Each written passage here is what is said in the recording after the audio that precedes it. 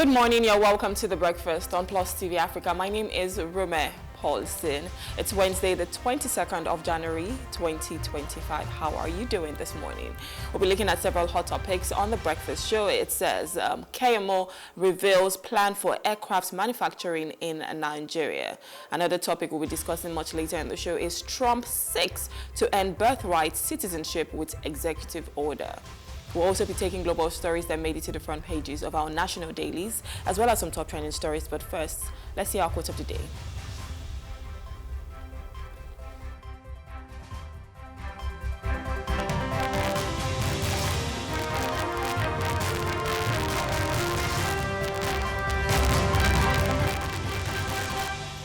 And our quote of the day says, to keep the body in good health is a duty. Otherwise, we shall not be able to keep our mind strong and clear. And that's according to Buddha. He was a founder of Buddhism. And he says this morning, to keep the body in good health is a duty. Otherwise, we shall not be able to keep our mind strong and clear. So this basically talks about mental health as well as your physical health. So keeping your body, great, in good condition, in good health is a duty. That's what houses your mind, your soul, everything. So what are you doing to ensure that it is in good health? Are you eating right? Are you exercising? Are you sleeping well? Are you having the adequate hours of sleep every day? And I know in Nigeria, there's a lot that's happening that can stress you out. In Lagos, we can talk about traffic, so many things, right? But you still need to keep your health in good condition. You need to ensure that it is your duty every day to say, I want to take care of this body. I want to take care of this mind. I want to take care of my entire well-being. And that's the only way your mind, your mental health can be strong, can be clear. You can even think properly when you're in good health, when you're in good condition.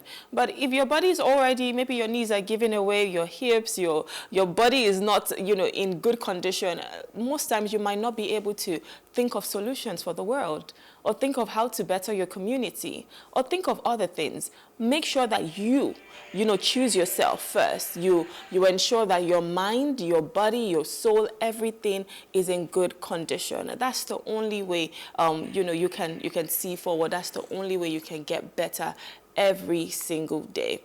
All right, that's it for our quote of the day. We'll move over to some top trending stories this morning. The first one says, federal government to make all visa applications online by March 1.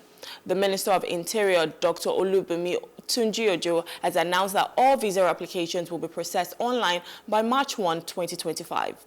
Speaking on an X-Space session hosted by Dr. Segun Awosoya, Tunji-Ojo revealed the establishment of a centralized visa approval center aimed at improving national security, curbing corruption, and ensuring uniformity in the visa regime.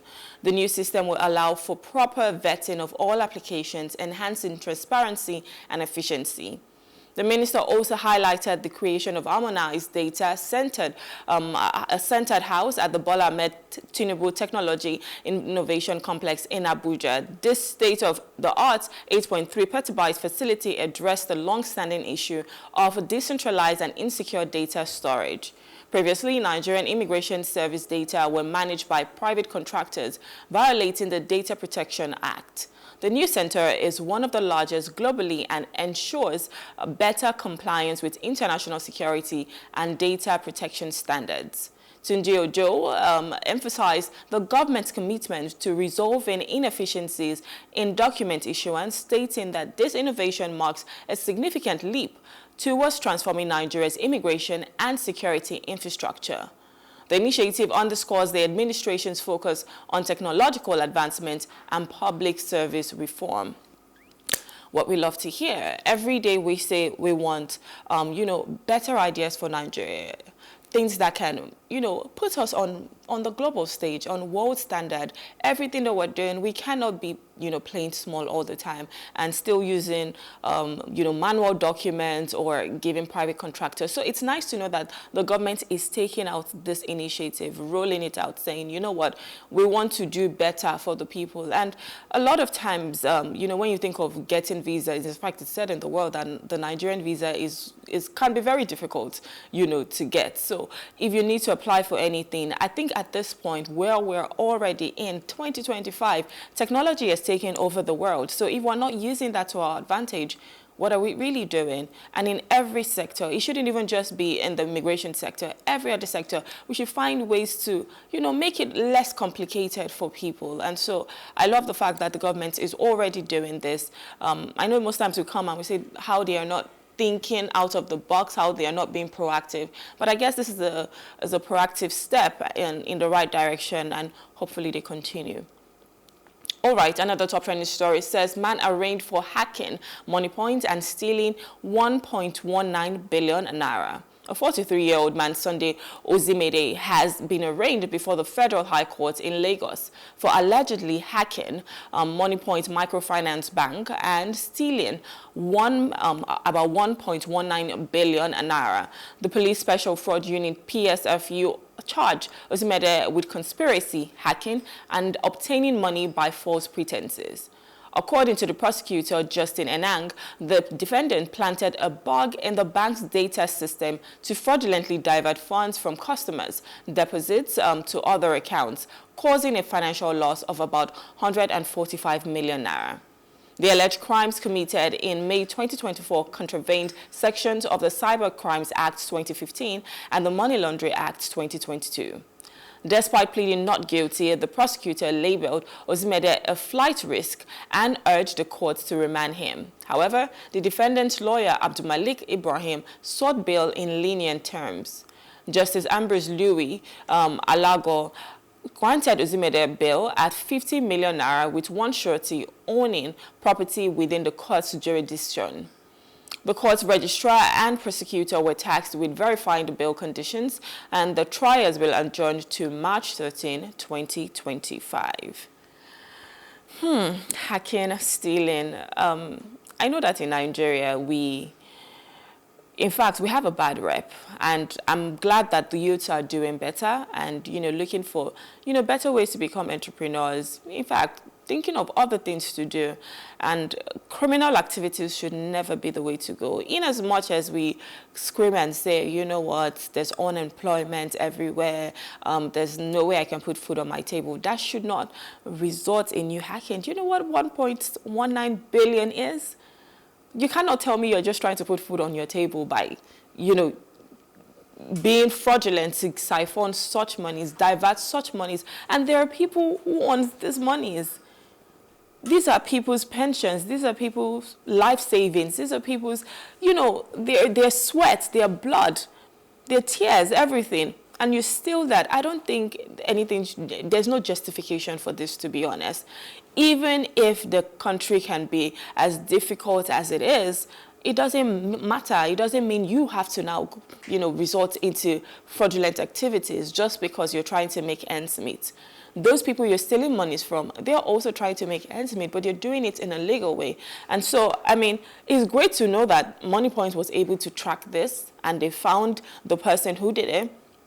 And of course, now he's being arraigned, right? But I think he definitely needs to, face the justice system. Pleading not guilty, of course, if you did it, then you should face the justice system, because you cannot go ahead giving a bad rep for Nigerians to say, oh, Nigerian youths were always doing fraud, Yahoo in our local parlance. That's not who we are. That's not even what we represent.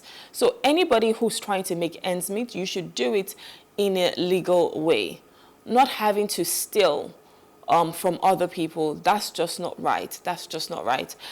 For this man, is going to be arraigned, obviously.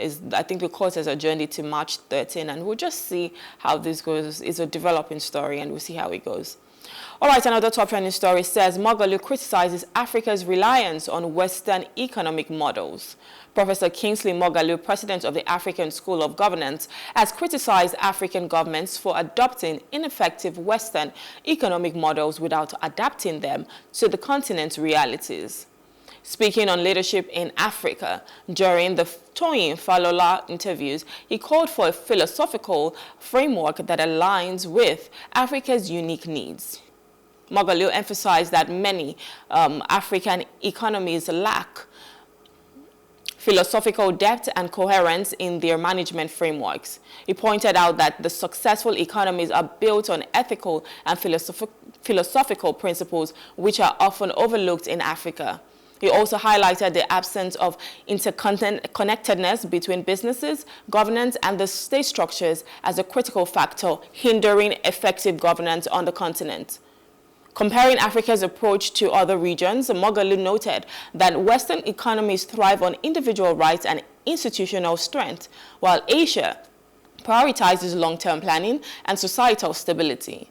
Africa, he said, lacks a comparable foundation of philosophy, leading to fragmented governance and economic systems ill-suited for sustainable development. It is something that we've always said over time that, I mean, we get ideas or we get, advisement from the World Bank, from the IMF, and they tell us, you have to do this. It will boost your economy. You have to do that.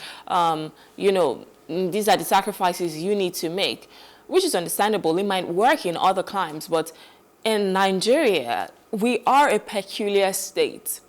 The truth is, no matter, the model you want to adopt, you always have to adapt it to suit your country, to suit your people, to suit your peculiar needs. So we can put it on paper and say, oh, yes, this is how it should work, X, Y, Z, or A equal to B and C, and yeah. It might be like that on paper, but when you think of certain peculiarities, when you think of certain nuances, then you have to tweak it a little bit. For instance, if the World Bank comes and says, you need to do X, Y, Z, most times they tell you that because they expect that when you do it, you're in their good books and you can get loans from them. And sometimes you wonder, is that the reason why we keep, taking all of the ideas from the World Bank? Is it because we always want to be in their good books? Is it because we always want to get loans from them? But it shouldn't be the case. In as much as we're trying to grow our economy, you still need to look at your people. You still need to look at their needs. You still need to be, to be able to say, what can we even do better? Not just listening to, the Western world and all of the things that they have implemented. They've implemented that it worked for them. How about we do what works for us?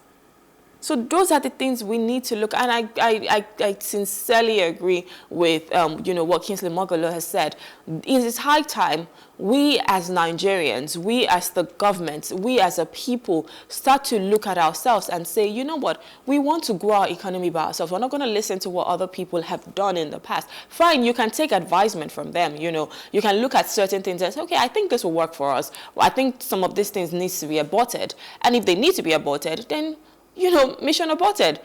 But the things that would work for us, those are the things that we need to be doing right now. All right, our final top trending story says, Katsina government denies involvement in bandit peace negotiations. The Katsina state government has refuted claims of participating in peace negotiations with bandits in Batsari local government area.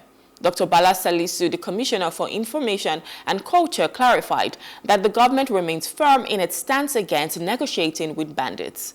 However, it is open to accepting those who voluntarily surrender and renounce violence. Reports from Batsari suggest a peace meeting took place on January 19 in Kofa village involving military officials, DSS representatives, traditional leaders, and locals. Attendees claim bandits surrendered weapons, released kidnapped victims, and pledged to cease attacks as part of a broader peace process. Military sources confirmed the surrender, crediting sustained operations that pressured bandits to seek peace. Notorious bandit leaders, including Lamu Saudu and Abdulhamid Danda, were among those who reportedly surrendered. Security forces emphasized their ongoing commitment to combating violence in the region. I know they always say we do not negotiate with terrorists, so this is definitely one of the cases. I know that most times, these people will come and say, oh, we've renounced whatever we're doing, we're surrendering.